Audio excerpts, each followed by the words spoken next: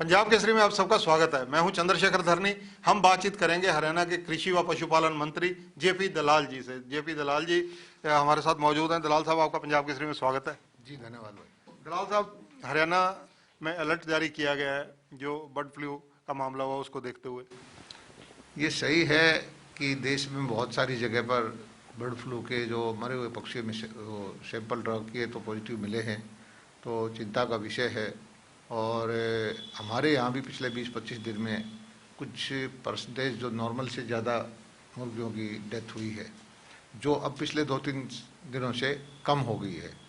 लेकिन फिर भी बर्ड फ्लू के सैंपल हमने ड्रॉ किए और जालंधर लेबोरेटरी में भेजे।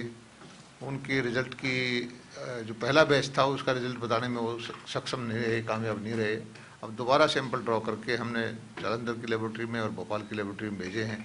रिजल्ट जब तक नहीं आता तब तक हमने सारे प्रशासन को उनको काउंसलिंग के लिए, जो मुर्गी फार्म के ओनर हैं, सावधान रहने के लिए बोला है।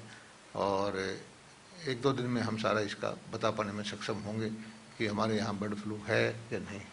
मंत्री जी, जालंधर की लैब क्वेश्चन मार्क में आती है क्योंकि वो कोई भी अपनी रिपोर्ट देने में सक्षम नहीं रही, तो ऐसी लैब पर गवर्नमेंट भरोसा क्यों करती है? देखिए, ये जो स्पेशल हाई टेक्नोलॉजी की लैब्स देश में 4 ही हैं, हमारे इधर भोपाल और जालंधर है।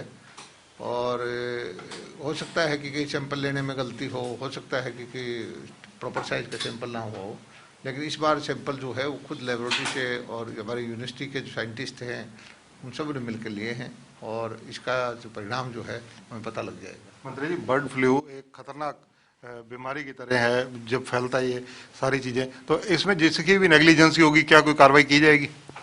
नहीं, नेग्लिजेंसी का तो ये तो बर्ड फ्लू तो पूरे देश में फैल गया है, हमारे यहाँ से नेग्लिजेंसी नहीं है। सैम्पलिंग का इतना बड़ा मुद्दा नहीं है। हमने देखा है कि कई बार जो है लेबोरेटरी में सब कुछ ठीक होते हुए भी उसका रिजल्ट नहीं बता पाते, क्योंकि रिस्क नहीं लेना। ये बड़ा भारी फैसला होता है कि बर्ड फ्लू है या नहीं है। सारे अगर है तो सारे, उसके बाद जो आफ्टर इफेक्ट है उसका जो एक्शन लेना है तो सारे जानवर की कलिंग करके उनको डिस्ट्रॉय करना होता है। तो इसलिए उन्होंने अभी क्लियर रिपोर्ट नहीं दी, तो 1-8 दिन में हमें मिल जाएगा। और जितने वहाँ पर वर्कर हैं, हेल्पर हैं, सब का हमने जाके जांच करी है। अभी तक जो उनके अंदर कोई खांसी जुकाम की ऐसी अबनॉर्मलिटी नहीं आई है। और सुखद बात एक है कि जो मुर्गियाँ मुर्गे पहले ज़्यादा मात्रा में मर रहे थे, पिछले 2-3 दिन से उनकी संख्या घट रही है। मंत्री जी, अगर बात की जाए मुर्गी पालकों को, क्या सरकार कोई इस मामले में राहत देगी, कोई सुरक्षा कवच देगी? सरकार का तो उसमें जो इंश्योरेंस की स्कीम है, अगर इंश्योर्ड होंगे तो वहाँ से पैसा मिलेगा। हमारी मुर्गी पालन की भी इंश्योरेंस की स्कीम है, पशुधन की इंश्योरेंस की स्कीम है। अब वो उसमें है या नहीं है, इंडिविजुअल फार्म का पता लगेगा। और अगर उन्होंने लोन लिया होगा तो बैंक से इंश्योर्ड होंगे। मंत्री जी, 8 तारीख को किसानों के साथ एक बार फिर से वार्ता केंद्र की होने जा रही है, क्या होप करते हैं आप हरियाणा में कृषि मंत्री हैं? मैं तो पॉजिटिव सोचता हूँ। अब किसान भाइयों ने बड़ा लंबा संघर्ष किया है और भारत सरकार बड़ी गंभीरता से उनकी मांगों पे चर्चा करके उनकी कठिनाइयाँ दूर करने के लिए कटिबद्ध है। मुझे लगता है कि कल की जो वार्तालाप होगी उसमें समाधान निकलेगा।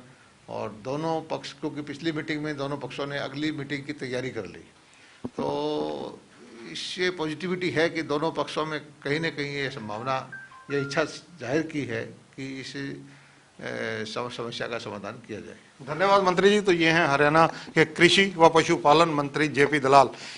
इनका कहना है कि जालंधर जो लैब है वो रिपोर्ट देने में सक्षम साबित नहीं हुई है पहले दौर में, लेकिन ये दोबारा सैंपल कलेक्ट कराए गए हैं। लैब के खुद वैज्ञानिक वहाँ से आए, डॉक्टर्स आए। अब भोपाल और यहाँ दोनों जगह सैंपल दोबारा दिए गए हैं। देखते हैं इसके परिणाम क्या रहते हैं। बर्ड फ्लू को लेकर जो शंकाएं अभी तक शंका में ही तब्दील होती नजर आ रही हैं, क्योंकि जब तक रिपोर्ट नहीं आएगी तब तक कुछ भी ऑथेंटिक नहीं कहा जा सकता। कैमरामैन सुनील के साथ चंद्रशेखर धरनी, पंजाब केसरी टीवी।